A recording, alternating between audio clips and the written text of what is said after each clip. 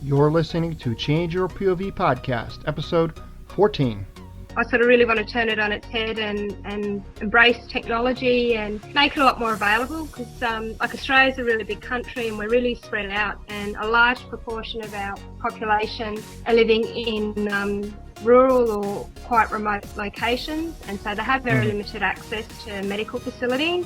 So it's hard enough even just to see a regular doctor, but to have access to natural medicine is even harder again. So that's something that I'm really passionate about addressing, especially with what we've been through. So I know what it's like to have to travel and do it over and over. So I want to try and eliminate that for as many people as I can.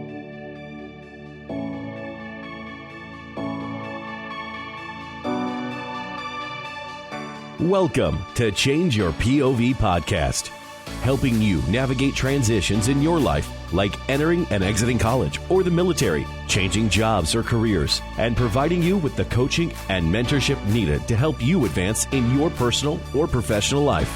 Sometimes all you need is to change your point of view. Now, here's your host, Eddie Lazary.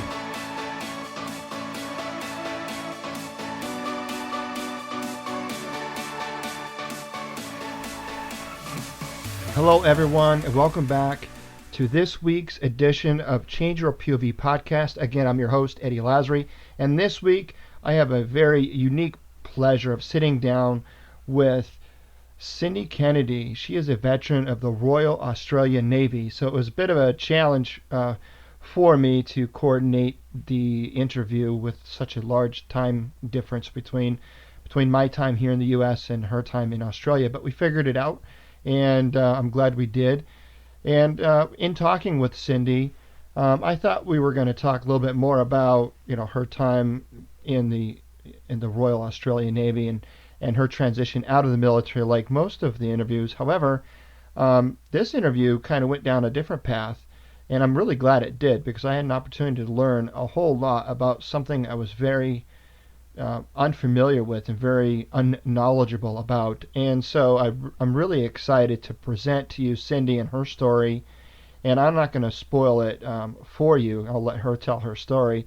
But this is a very unique story. And what I really took away from this interview was the fact that, Cindy was faced with, insurmountable odds in an illness in both of her daughters. And instead of just sitting idly by and just taking her doctor's word for it, she really kind of dug her heels in, did a lot of research, her own research, and uncovered what really was the root of the problem.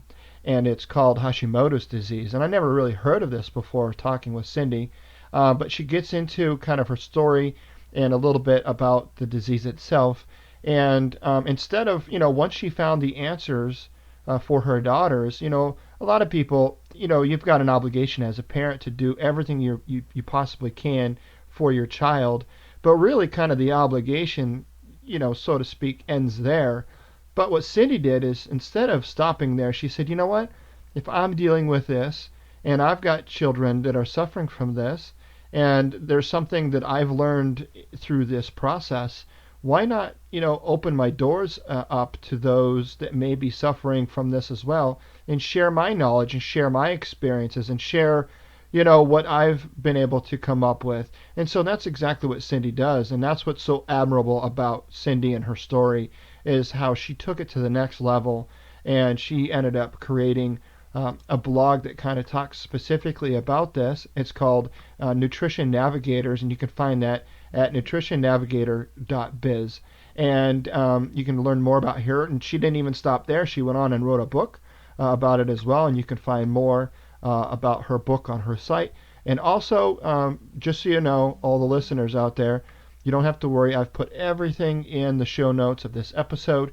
You will be able to find everything at changeyourpov.com/episode 14.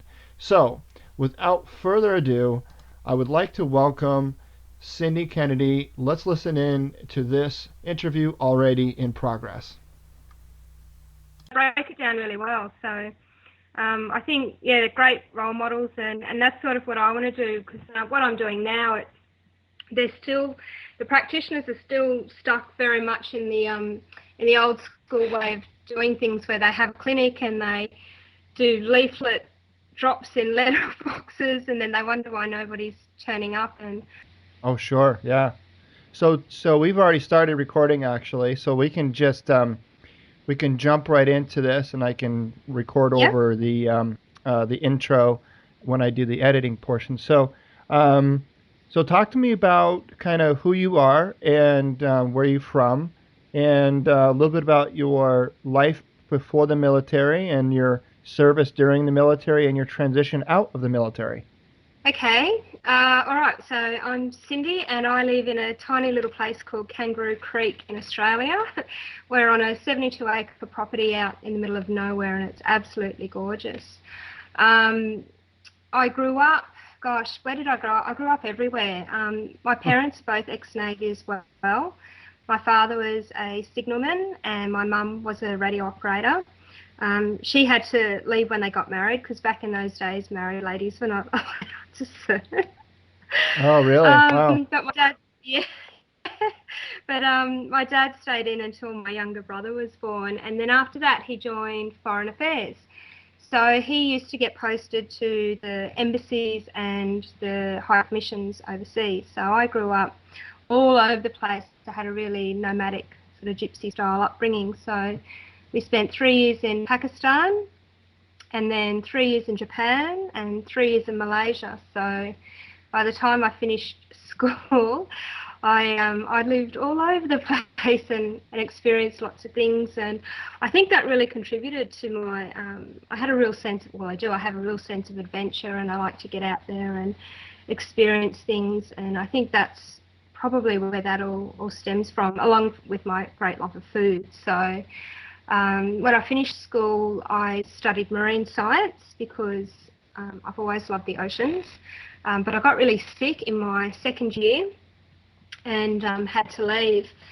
And I just sort of flailed around for a little while and didn't know what to do. And I really wanted to travel again, and I wanted some more adventure. So that's when I joined the Navy, and it just seemed like a natural progression, I guess, given that both my parents had served. So I spent about just over 5 years in the Navy and as a radio operator, so still in communications like my parents. And I got to go up to East Timor in 2000 when that was all going on as part of the Interfleet contingent, which was quite an interesting experience.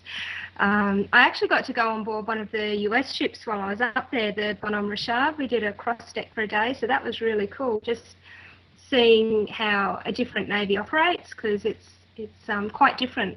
I think because we've got so few numbers, we are really trained in lots and lots of different things, whereas I've found with the American military they're a lot more specific in what they do, because we're really minimum manned on our ship. So even though I was a radio operator, I was trained as one of the SMET team, which is the ship's medical emergency team, and we had to do firefighting and all sorts of things. So yeah, that was really cool seeing the American ship, and it was so big. So much bigger. It was one of the big amphibious crafts. So that was awesome. And then we came back, and the week after we got back, I was doing a fitness test, and I busted my shoulder really, really badly. So I ended up getting a medical discharge, because it left me permanently unfit for sea, so that was a bit disappointing. So I got out, and then my first job when I got out was for a medical insurance company, and I did not fit in. I was still very much, I think, in that military mindset, and there was it didn't have the structure that I was used to. The people were so different. The way everything was managed, it wasn't systematised like I was used to. They didn't like the way that I wrote my letters because I was too direct and to the point, and it wasn't soft enough. So that was really interesting. So that only lasted for about 6 months because I was just a square peg in a round hole. And then when I finished that, or when I left there, I got a job working in fisheries, which was a job that I'd always wanted, because I'd actually gone back to university while I was in the Navy and completed my marine studies. So I got a job working in the fisheries research, which I absolutely loved. But then my shoulder played up because I'd hurt it and I had to leave that. So then I had a couple of years off, had a few babies, and then decided I really found that I had that sort of entrepreneurial mindset, although I didn't know the word back then.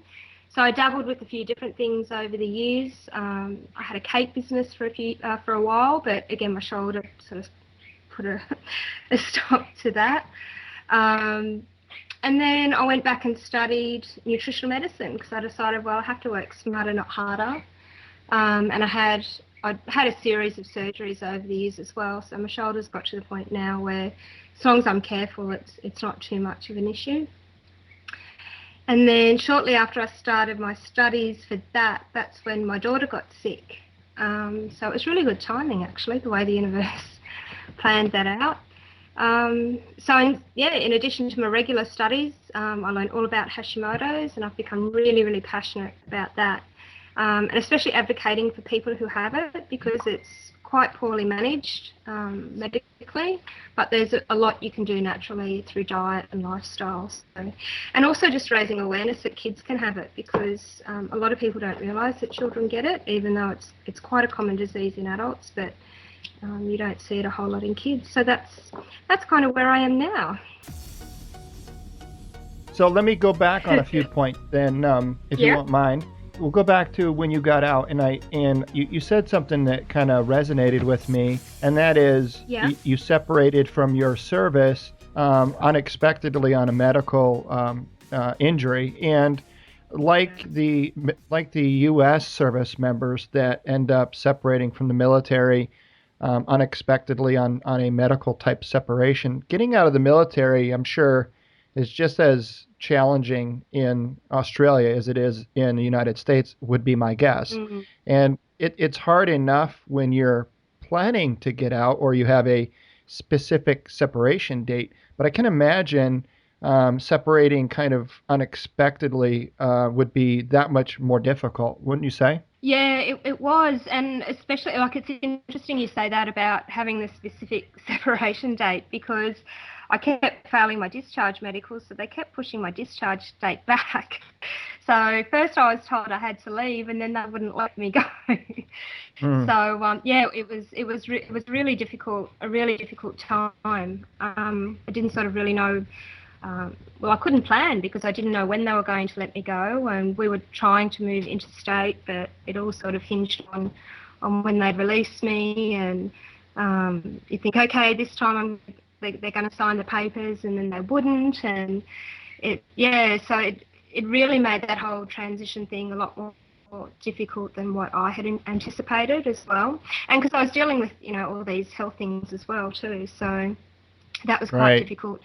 Figuring out how to transition that as well, how to go from the military medical system to the civilian one. That took quite some time. Right. So.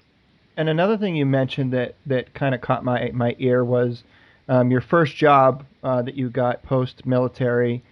First, you mentioned it was difficult to kind of find the right fit, right, where you fit in. And you found it difficult to kind of mold to that new set of expected standards, I guess, or maybe perhaps you had, higher standards in terms of, things being more prepared and more structured, maybe, SOPs that you're used to in the military. There was none. I can definitely relate with that. And the other thing I relate with is when you said, when you were, writing correspondence, how the civilian company found your wording to be very direct, and I can relate because I had a similar experience in a company, and it wasn't that I was trying to be overly direct or abrasive. It's just when you're in the military, you get so used to clear, concise, direct communication because you don't have the, let's call it, the flexibility in the military to communicate, 5 different ways it could be interpreted 100, right? And so learning that softer side, I guess, is something that I dealt with very, very much so when I first got out. And I got out in 2005, so it's been a while since I've been out, but I still find myself at times rewriting, emails or rewriting communication and, reading through it before I hit send and asking myself, this makes sense to me. It sounds okay to me, but, how is it going to be interpreted by the reader on the other side, right? Because communication Yeah. at the end of the day is done by the listener. Yeah, and another thing I think as well that was a really big part of it was the lack of cohesiveness between the workers, that there wasn't that, I guess you'd call it like a team ethic that I was used to, whereas I found in the Navy, it was such a tight unit. It didn't matter if you joined in recently or if you'd been there for ages. It was such a tight unit, and you all worked together really hard towards that common goal, and there were no individuals there. You were all part of a team. And I found that when I got out, it was just the complete opposite. It was just every man for himself. Nobody cared about, not that you care about other people, but they weren't working together as a cohesive unit. It was very much just, I'll do my job and you do your job, and I'm not going to do that because that's not my job, rather than just everybody just getting in and doing it because it needs to be done for the greater good kind of thing, if that makes sense. Oh, absolutely. Yeah, and that's along those lines. I find, or it's been my experience through people that I've worked with and those that I've interviewed and spoken with, many former military find it difficult to self-promote. Does that make sense? Yes. Like Yes. when they go, when they go into a job and Very much. they find it difficult when they write their resume to sound, when you're writing a resume, you almost have to write it not in an arrogant voice, but you really have to talk good about yourself and highlight your strengths and downplay your weaknesses. And many people, especially former military, find it very difficult to do that, and they find it difficult to self-promote themselves. And I think a lot of reasons why a lot of people find it difficult to do any type of self-branding, especially from an online sense. Like many people don't have a LinkedIn account, or they don't have a branded Facebook page, for example. And I don't know if that's just the nature of being in the military, because you're so used to not, it's not about the one person. It's about everybody working together as a cohesive team, like you said. And so, there is no, hero. Everybody is in it together, and everybody's willing to help one another, and that camaraderie and that esprit de corps. And it's interesting that I get a chance to talk with you and to learn that it's similar in all militaries, not just the United States military, but it's true for Australia, and I'm assuming it's true for services all over the world. Yeah, well, I guess when you think about it, I mean, you go right back to your recruit training where they really tear down the individual and then rebuild you as a group unit, and then that mentality just carries through. And then you mentioned getting sick and your daughter getting sick, I looked at your website, and you've got an excellent website at nutritionnavigator.biz, just like it's spelled all one word. And on there you talk about, and something I've never heard of it. It's called Hashimoto's disease, correct? Yeah. And is it a hereditary or? Well, it's an autoimmune condition. So what it is the immune system gets confused, and it doesn't recognize its own cells, and so it starts attacking the cells of your body like it would attack germs, and eventually it can kill off the organ that it's attacking. So in the case of Hashimoto's, it's an autoimmune thyroid disease. So the immune system attacks the thyroid. So they say it's not genetic, but it is familial. So what that means is you generally have a genetic predisposition to it, but then you need an environmental trigger to kick it off. So my youngest daughter, who's 10 now, she was the first to be diagnosed with it, and she was quite ill, especially in the early days when they first found it. And then about a year later, I thought, well, we should get our other daughter tested because it's quite common in siblings, especially sisters. So we went and got her tested, and sure enough, she had it. And So then I turned to my husband and I said, well, if both of our kids have it, we should probably get tested. It must be coming from somewhere. And Right. it turned out that he had it as well. So, which was quite interesting because the normal demographic for Hashimoto's is middle-aged women, which would be me. Very unusual in children, like very, very unusual in children. And the rate of women to men, it's about 1 man for every 7 women that are diagnosed. So it's quite unusual in men as well. But yeah, in our family, it's all backwards, and I'm the one that fits the demographic, and I'm the one that doesn't have it. Wow. So is your husband just a carrier, or did he have symptoms as a child as well? No, I don't think he developed it till he was an adult. But no, he's on medication for it now, so he's certainly got the full-blown version of it. So what are some types of like early symptoms for that disease? Yeah, well, it's really easy to overlook because there are a lot of symptoms that you just sort of brush off, especially once you get to, sort of 35, 40, which is around when it normally pops up. So things like just fatigue that you can't shake, brain fog, you just get all the bugs that go around, sometimes aches and pains in your joints and muscles, dry skin, dry hair. In more serious cases, sometimes your hair will actually start to fall out, or your eyebrows get really thin.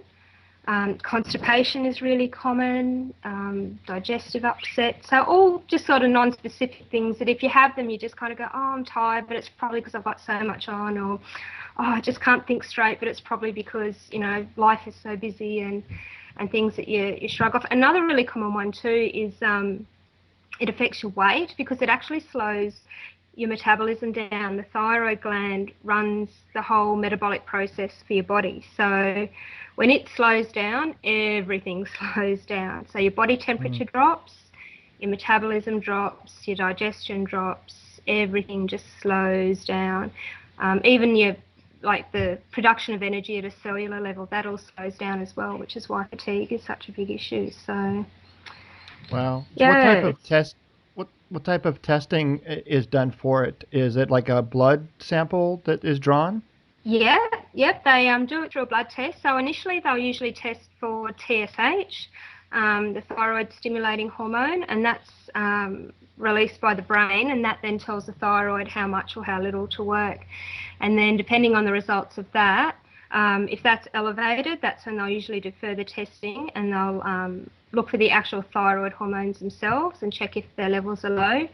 And if they are, then they'll go on and test for antibodies to see if it's the autoimmune version, which is Hashimoto's. So this isn't something that just shows up on a blood test. You have to draw the blood and test for it specifically to see if it's present?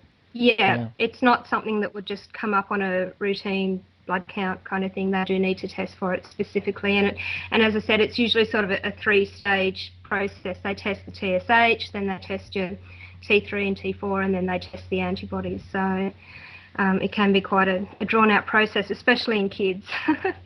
Right. So, oh yeah, sure. Because they're not generally looking for that in that age demographic, right? No. Well, the only reason that they looked for it in my daughter Madeline is because she ended up in hospital with really severe constipation. Like she hadn't gone to the toilet in over a month, which it sounds impossible, but it's possible. And she was on massive, mega doses of laxatives, and she still couldn't go. And she had a high fibre diet, lots of water. We're doing everything, and it just wasn't coming out.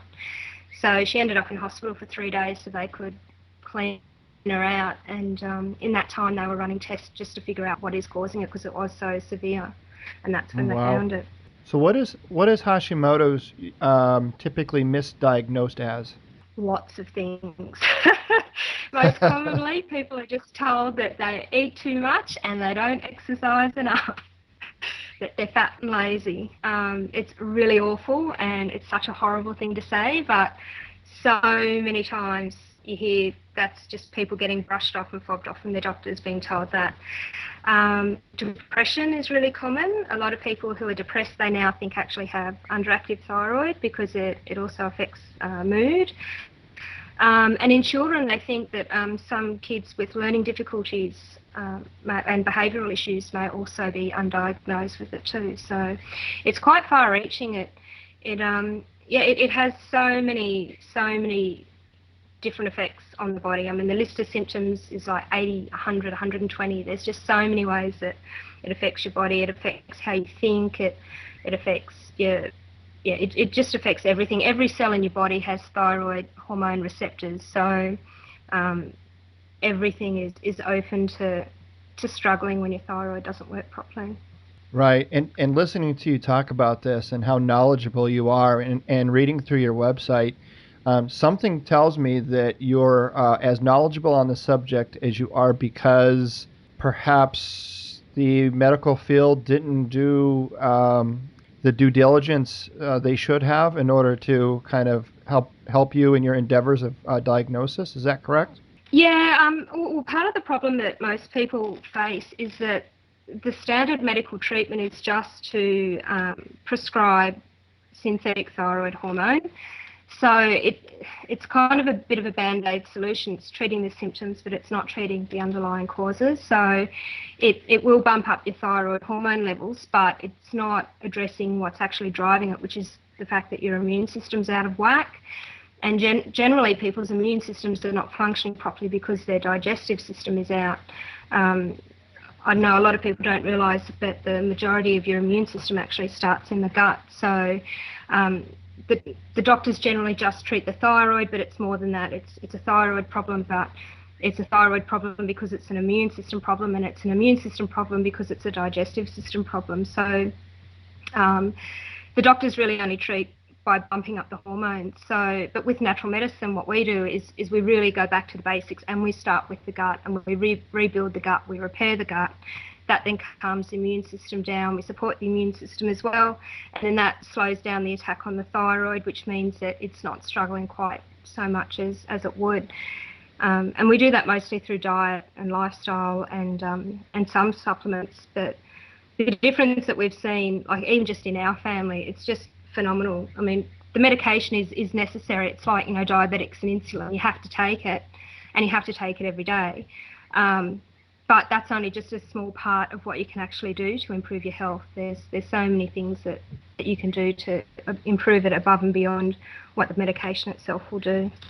Right. So you mentioned that the diet and like the organic supplements and different routines made a huge difference in your family's life. Yeah. Was this something that was prescribed to you, or was this something you learned and found out on your own? How'd that come about? Yes. No, the doctors won't tell you that. They just say, "Here, take your medicine and off you go." And yeah, a lot of time people get told that any further symptoms they experience are all in their head, which is really, really sad because it's just not the case at all. I mean, we've been really lucky because I'm a nutritional medicine practitioner. I've got the knowledge of treating with the diet and the lifestyle, and I knew that there was a lot more that we could do. And so that's, I guess, what I'm really passionate about, is just trying to get that knowledge out there to other people that are really struggling and think that, all they can do is just take this medicine from the doctor and that they're just going to feel like rubbish for the rest of their life. But it doesn't have to be that way at all.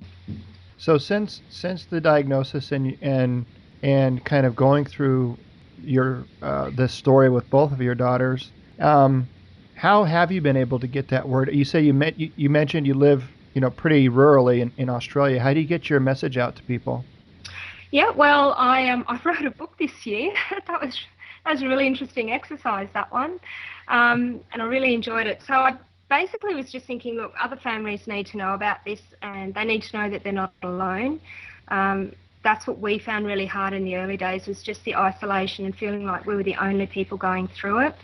There weren't any other kids in our area that had it, so we weren't able to go to any support groups or anything like that. So I started a group on Facebook for other parents and carers of kids with Hashimoto's, and I found out they were all going through exactly the same things as we were. They were having the same problems with the doctors, they were having the same behavioural problems with their kids, and they felt really lonely and isolated and just struggling all by themselves as well. So I really wanted to make other families realise that they weren't alone.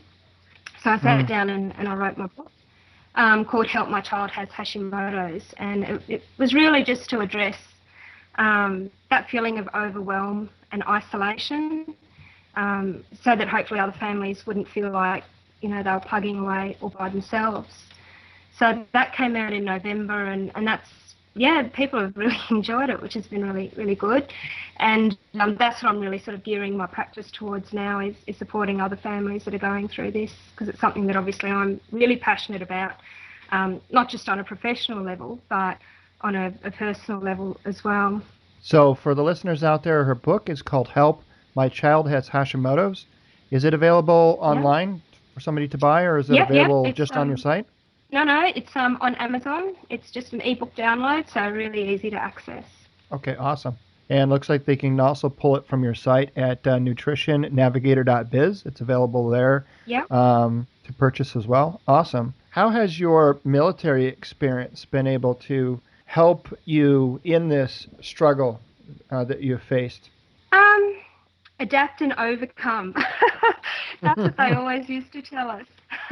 Whenever, you'd get the spanner in the works, adapt and overcome. I think just that flexible mindset, I think, has worked really well for us as a family and as a business owner too. So my husband's ex-Navy as well, so he's also of that very sort of structured mindset. So I think just and not being afraid. I think with the military background, they train you to be put in difficult situations and for you to not let fear get in the way. That you just keep going, and you don't let it stop you. You just you set your mind on your objective, and that's it. You kind of let everything else fall by the wayside. So I think it's given me a lot of tenacity that I otherwise may not have had, and that really helps to get through the tough days. Right. How do you define success? How do I define success? I think just being happy with where you are and what you're doing. I don't define it financially. I think it's just being happy with what you've got, reaching a point in your life where you go, yep, you know what, life is pretty good. Yeah, I think that's success. I mean, obviously that's going to be really different for everybody, but I think we're successful. We live in a very modest house out in the middle of nowhere, but I wouldn't change it for anything. I love it out here, and I think just being happy with where you are. That's a good answer. So you mentioned you've got your own business, and you've been thrown into this unique situation with Hashimoto's disease, and instead of just sitting on your hands and oh poor me, you really took a forward position and stood up and faced it head on, and not just face it head on for you and your own family, but said, you know what, there's other people out there. If I'm going through this, if I'm experiencing this, there's other people out there that probably are too. And you could have just done whatever you needed to do and to take care of your family, but you took it one step further, and you chose to share your story and share your experiences with everyone out there that may be going through this as well. And for that, I commend you. That's awesome. And if more people did that and did for others, because I can relate. My wife suffers from it was a very difficult diagnosed disease as well. And it's tough. It's tough when you're putting into those positions. But you took you took a lemon and you turned it into lemonade, I guess. And back to your businesses and your pursuits of entrepreneurship.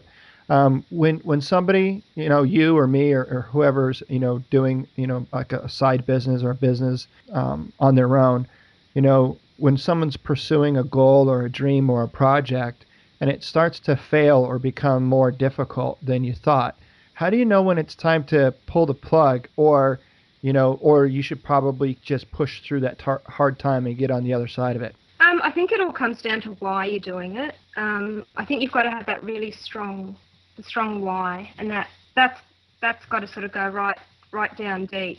And if you're really passionate about it, then you're not really going to be able to do anything else. Yeah. It is the only option, and that's, I think, when you have to keep with it.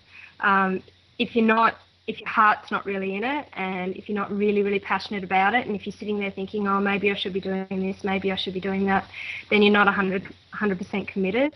And I suppose that's when you would have to reassess if that's what you should be doing. Well, that's how I see it anyway.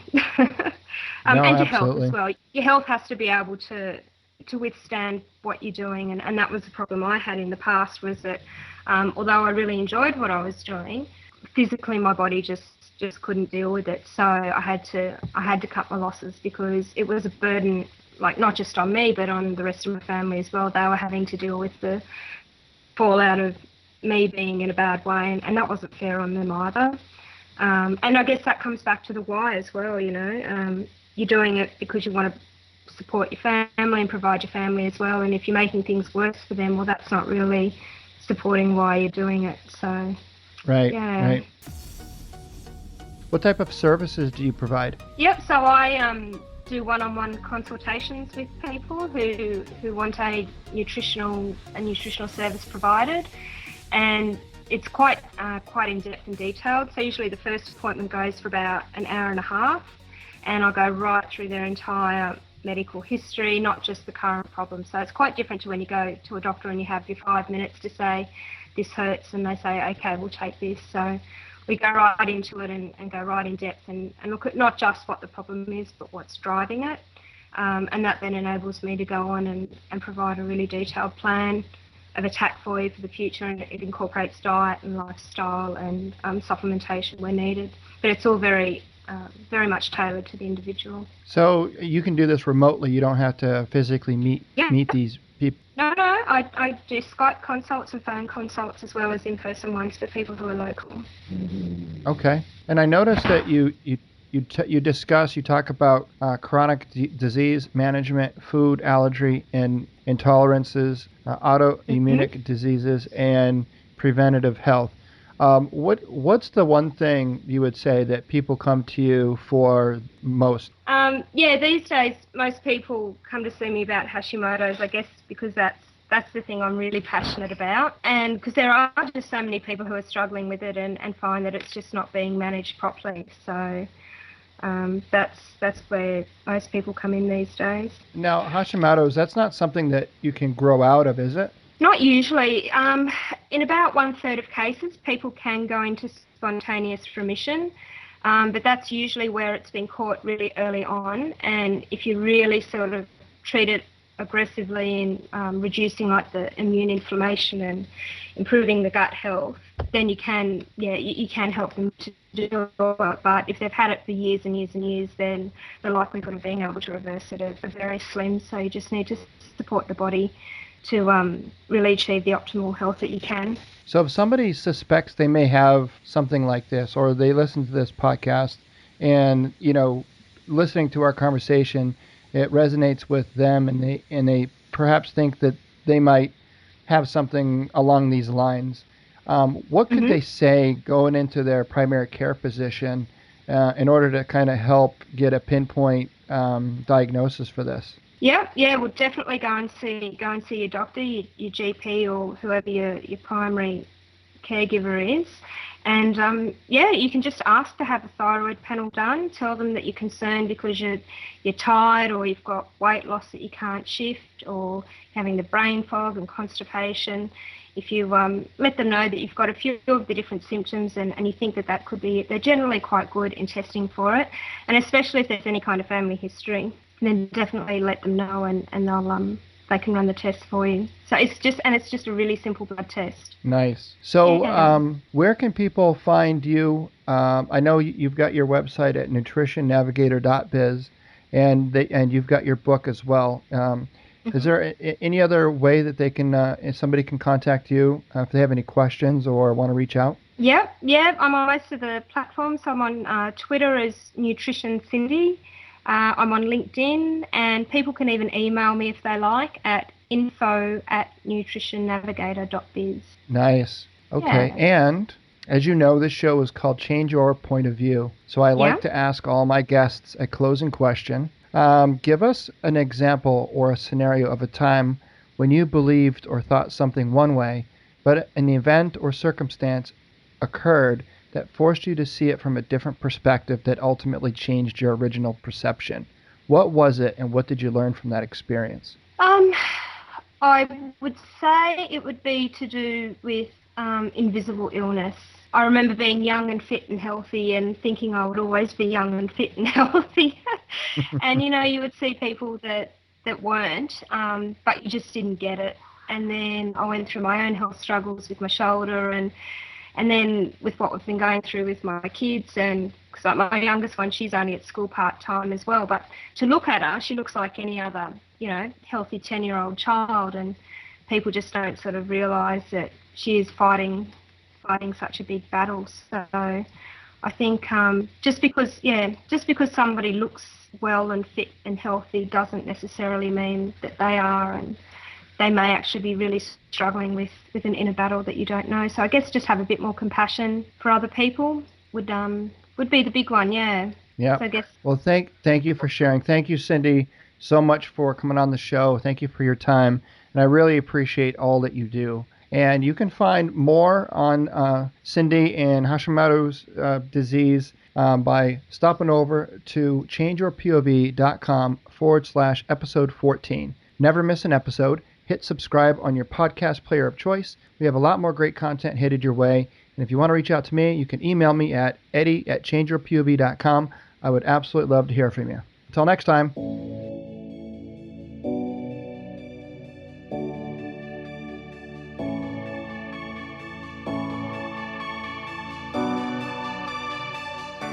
Thanks for listening to Change Your POV podcast with Eddie Lazary. Check out more content by going to changeyourpov.com. And remember, your ability and willingness to change your point of view will open doors of opportunity.